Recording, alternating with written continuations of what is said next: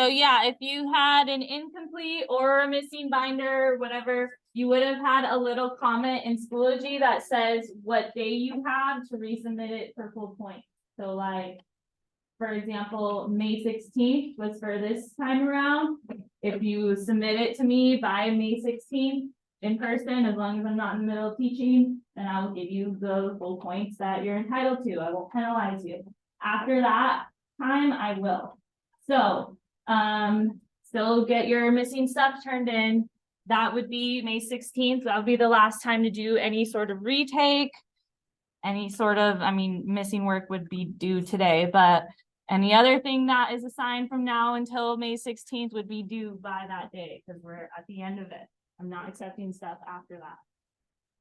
All right, now Unit 7 test is tomorrow. That should be your primary focus since that's 150 assessment points. So what questions do we still have, if any?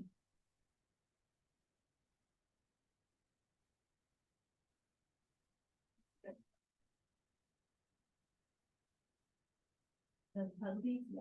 Okay. Number 1, you said? Yeah. All right. So feel free to follow along. These are just like your actual test, just with different numbers. So number 1 on the puzzle piece, we have an equation that can be solved by factoring and setting each factor equal to 0. It says what needs to happen before this equation can be factored and solved.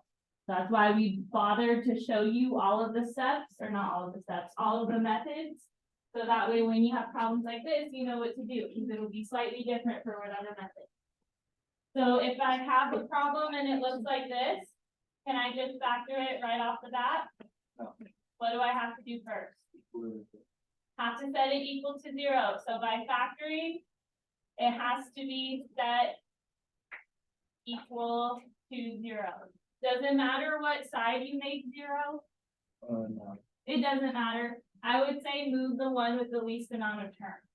So I would say move the x squared and the 5x to the left. So how do I move the x squared? Whatever you do on one side of the equal sign, and I'm lining it up with its like term. Sometimes there's not a like term, but when there is, I'm going to line it up. And then how do I move the 5x? By subtracting it, whatever you do on one side, and then it cancels on the right, and now we just simplify. So it's 4x squared minus x squared. What's negative 2x minus 5x? And then there's no like term with the 15. So that's what we have first. Now this one's more like, what did we just do as far as the question goes? It doesn't actually want us to fully solve. So see which one of these answer options matches what we just did. So it says all of the x squared values must be moved to the left side of the equation, and all the other values must be moved to the right side. Is that what we did? No. No. First part sounds like it would be right, but we did not move everything else to the other side. It's not going to be that one. Did we take the square root of both sides of the equation? No. Did we put both sides of the sorry, let me start over. Both sides of the equation, did we divide it by 4? Yes. Okay, so then probably it's going to be the last one. The monomials x squared and 5x must each be subtracted from both sides of the equation. Yes. That is what we did. So I would say don't even look at the answers yet. Like think to yourself, what would you have to do? And then see which one best matches. Questions on that one? Questions on others? Number 10. Okay, so Brian, and then I'll get units if it's different. Number 10, you said? Yeah. Okay. All right, Henry is finding the zeros of this quadratic function. His first step is shown below. So there's, in my opinion, more steps before his first step, but it looks like he's solving it by factoring. So this is standard form, and then he has it in factor form. So it says, which statement best describes the correct next step? So just on a side note, let's talk about this. It's a trinomial. Is there a GCF in it at all? No, you always check for a GCF first when it's by factoring, but there isn't one. Not all of them have X's either, so no GCF. What's the only way we know how to factor a trinomial? What's that method called? So A times C on top, B on the bottom. This time A is not one, so you just have to remember there's a few extra steps when that happens. So what's 6 times -10? Negative. So that's my AC. What is 6, or sorry, what's my B? 11. Now, two numbers that multiply to the top, that add to the bottom are what? So here's some numbers that multiply to 16, or not 16. I can't talk about it, 60. Which one of these could potentially give me an 11 when I add or subtract? 15 and 4. Which one would have to be negative if I add to a positive? The 4. So this is what he had. And then he remembered that because A was not 1, I have to divide both of my factors by the A. And if you're not good at simplifying fractions, put it in Desmos and let it simplify it for you. The 3 goes into both of these, so goes into here twice, goes into here 5 times. Over here, 2 goes into both of these, goes into here 3 times, goes into here twice. So you divide each factor by the A, move it or slide it, and you remaining denominators in front of the X. So that's how he got here. So in my opinion, there's way more steps than his first step, but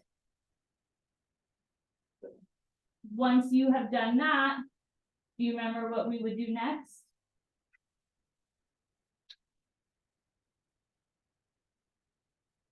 If you were here during stride, you kind of saw it already. So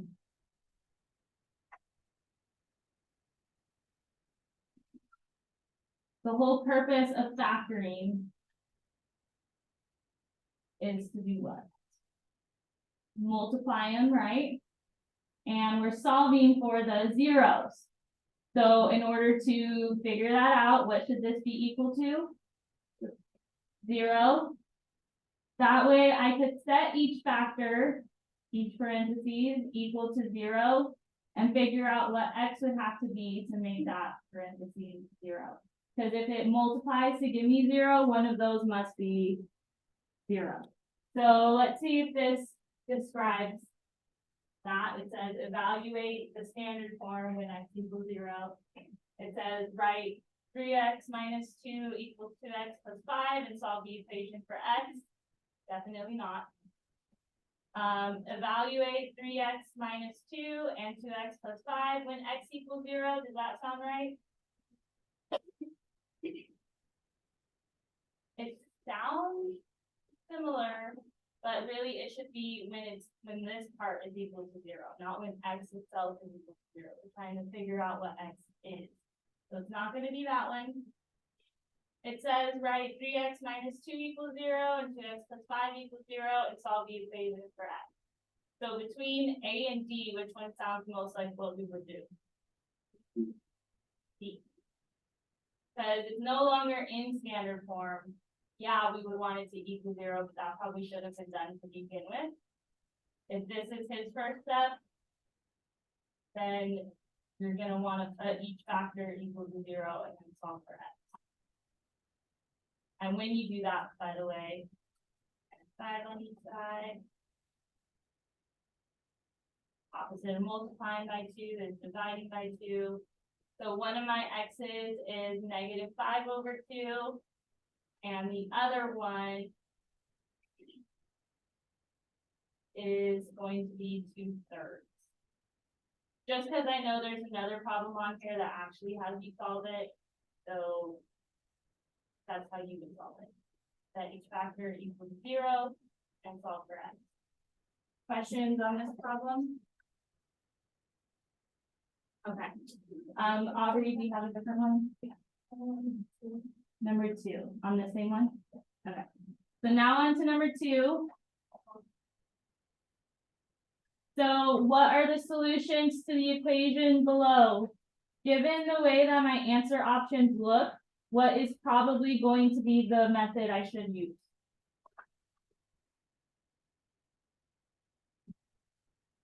Do you think factoring? Do you think completing the square, quadratic formula? Quadratic formula. I agree, because this kind of looks like my quadratic formula, just not fully simplified. So negative, not negative x. That's negative b plus or minus square root of b squared minus 4ac over 2a. That's not a formula I'm making you memorize, but you just have to know how to use it. So don't tell me, let me call on the table. So table 4, the way that it's set up, do I need to do anything to the equation? Nope, looks good already. It's set equal to 0. So then table 5, what's my A? Good. Table 7, what's my B? Negative 8. But yeah, it wasn't in the right spot, just to make sure we keep the sign that's in front of each. And then table 8, what's my C? Okay, good. Plug them in. What goes here, table 1, where my mouse is? No. Negative 8, so that's B. All right. Then table 2, what goes here where my mouse is? Negative 8. Table 3, what goes here where my mouse is? And table 4, what goes here where my mouse is? Negative 12. All of this is over 2 times A, which is what class? 3. 3. I would not skip this step. I know you probably can do some of it in your head, but you need the parentheses and all that, just don't skip that step. What happens with this negative 8? Becomes a positive. So you can automatically eliminate B and D because of that part alone. It looks like in each answer option, they have the denominator at 6, which it should be. 2 times 3 is 6. But they have different discriminants. They have different answers for what's under the square root symbol. So what do I tell you to do when you're calculating this part? To make sure you don't forget parentheses and type it all in the calculator. Like, don't waste your time trying to do order of operations, because that's silly. That's like watching you guys do long division. So. Okay, but that was negative 8 in parentheses. If you don't put parentheses, it will change your answer. Minus 4 times my A, and then times my C. That's all for memory, so let me make sure. A, C. Okay, looks good to me. So it says that 208 could go underneath my square root symbol. Look what happens if I didn't put the parentheses. Then it looks like it should be the other answer option. So they try to trick you. Why you need the parentheses. Because when you square, when you square negative 8, it should equal 64. Not negative 64. Questions on that? Okay, so answer should be A or C. Yes. Good. Any other questions at all? Number 5 on this study guide. All right. Sorry, I'm zoomed in too much. Okay. Find all zeros of the equation x squared minus x minus 30. And you would be typing it in. So it's up to you how you want to solve. There's tons of ways you could get to the right answer. Some might be quicker than others. Which one do you think would work?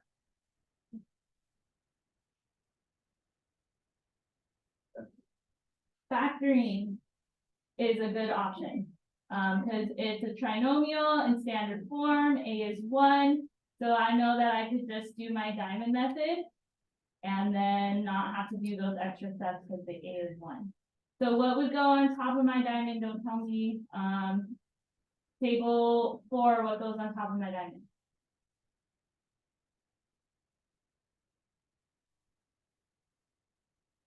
It should never be a letter. 1 times -30, which is, okay, good. What goes on the bottom, table 5?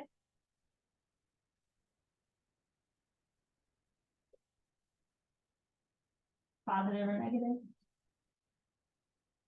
-1. So the signs do matter. Questions on the setup. So I need two numbers that multiply to -30, but add to -1. What are they?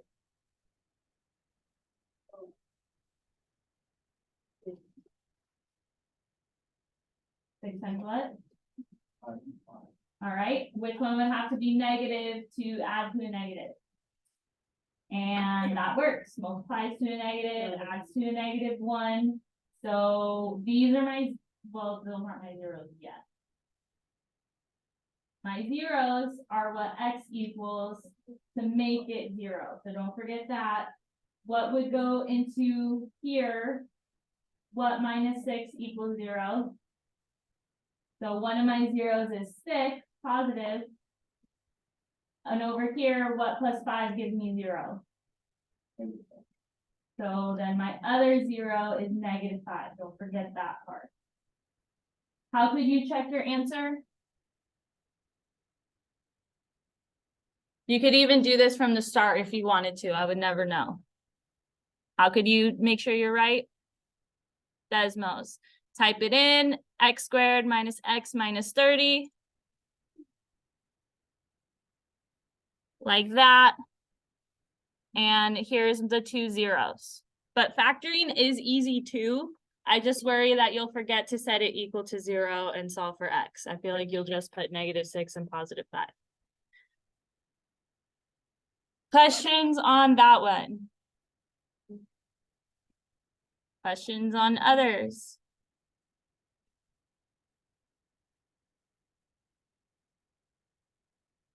Going once.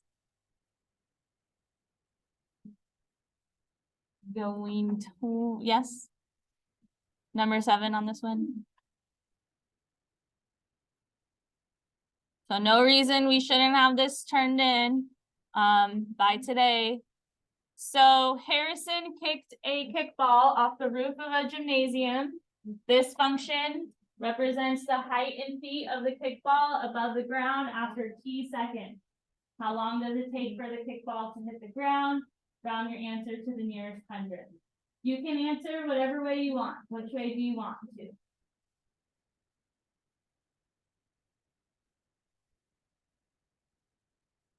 Does it look like it'd be easy to solve by factoring? I would disagree. The numbers are kind of a bit too weird. Like 16 times 24, I wouldn't recommend factoring. Could you solve it by completing the square?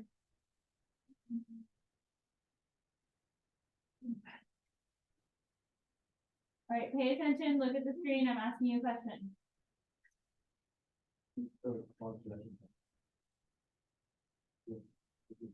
Okay, Brian says quadratic formula, I would agree. Quadratic formula or graphing. Either one is fine. In the lesson, we did quadratic formula, so it's up to you. Just know that when you solve it, there's usually how many answers for quadratics? But it only has you picking one of them. So odds are one of them is not going to make sense. So just make sure you know how to determine when it doesn't make sense. If it's quadratic formula, what's my A going to be? What's my B? And what's my C? So then plugging it in, this time I won't write it down, but you will have it written down for you on the screen tomorrow. Let's see if we remember or can pull it up from our notes or something. Table 1, what goes here where my mouse is? Good. Table 2, what goes here where my mouse is? Table 3, what goes here? And table 4, what goes here? Good. All over 2 times what? Table 7? Good. You guys, I don't know if you guys had something written down or if you did it from memory, but that's good.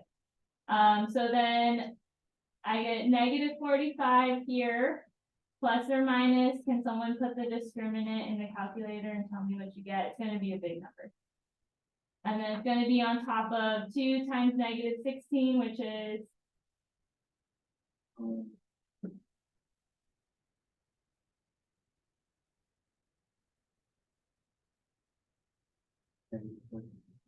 good. And then does someone have the discriminant for me?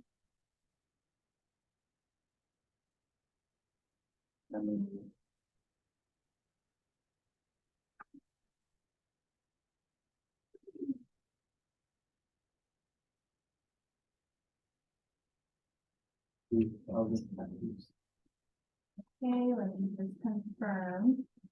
That's the same number, right?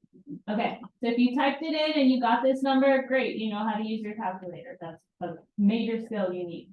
So 3,561 will be under here. I'm pretty sure that is not a perfect square, so I would just leave it in that format. And then you get the 2 different answers from separating your plus or minus. So now in the calculator, we're gonna put negative 45 plus this under the square root symbol over negative 32. And then same exact thing, just now minus. Okay, so separating the plus or minus.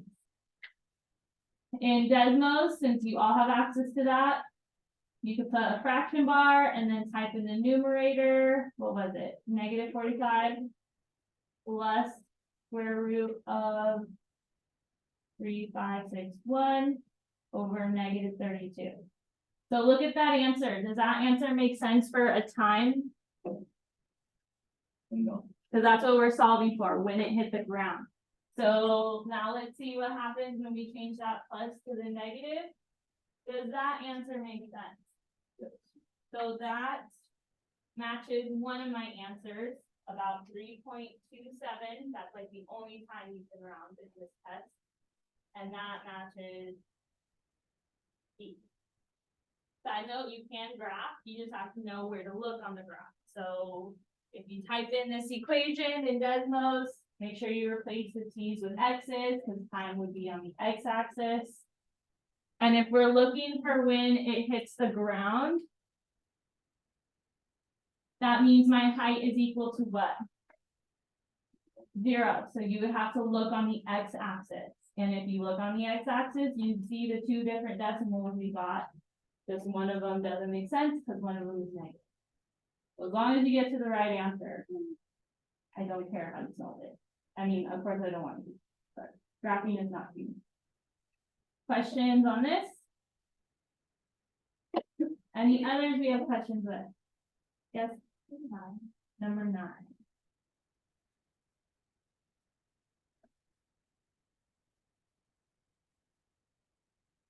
Okay, I like this one. However, it's because we adjust the test, like we switch out the numbers. This one looks like it has a GCF and normally it wouldn't. You would have to recognize that this is what type of thing you can factor. What's the only way we know how to factor a 2-term expression other than GCF?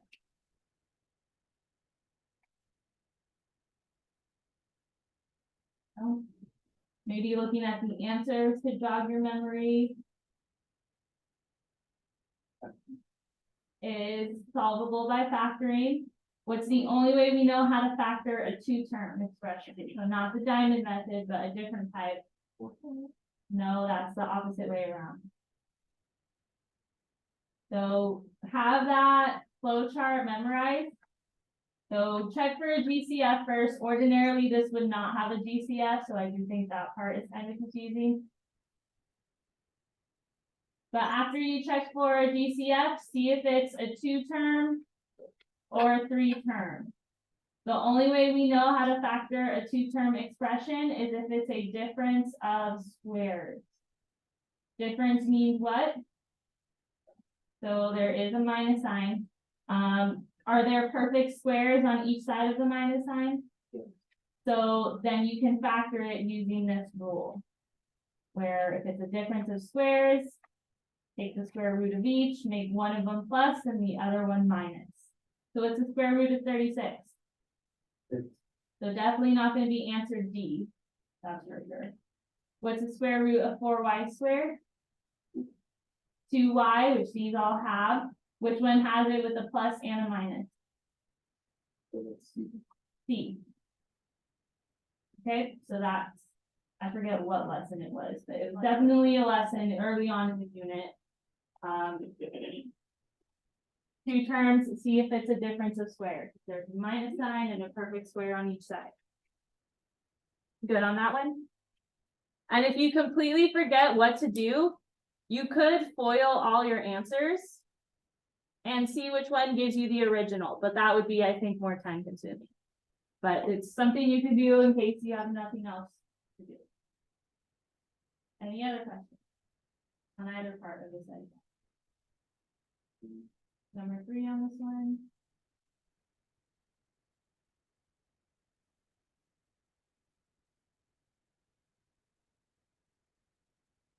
Okay, so Angelo wants to graph the quadratic function shown. At what points does the graph of the function intersect the x-axis? What way do you think would be best to solve this? To graph it, yes. You could do quadratic formula. I would not recommend factoring. Or completing the square really. Because A is not 1. So then typing it in Desmos, you could put y equals if you want, but I have 1/3 x squared minus 2x minus 9. And where on the graph would my solutions be at? The x-intercepts, because that's another name for solutions. So at -3 and 9, let's see how they try to trick you on this one. Pretty straightforward. Which answer should it be? One way I think that they would try to trick you is putting 0, -3 and 0, 9, which would not be your x-intercepts. So just know x, it goes x, comma, y. Y should always be 0 at the x-axis. Good on that one? We might have time for one more. Any questions? Number 8. So if someone who has been here and does not upload the study guide, I will be very upset. But number 8. Factoring, it looks like they want you to solve it because of how the answer looks. So what do you always check for first when you factor? Well, it does equal 0. So then after that, you check for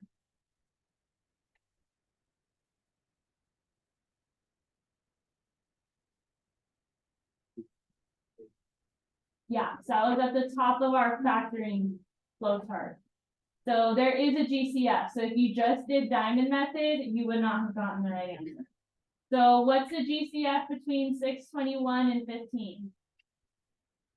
Biggest number you can think of that divides evenly into all of them. 3. And do they all have an X? So you can't factor out any X's. You're gonna divide each term by 3. We're gonna be out of time, so we might not be able to finish this one. But given my answer option, only one of them has it with the GCF outside parentheses. So I'm gonna take a guess that it's gonna be B. That's the only one with the right GCF. I don't know that it'll be that easy on your test, but just make sure you text her a GCF first and factor it out if there is one. Yes, I am. Absolutely. Remember, all questions can be checked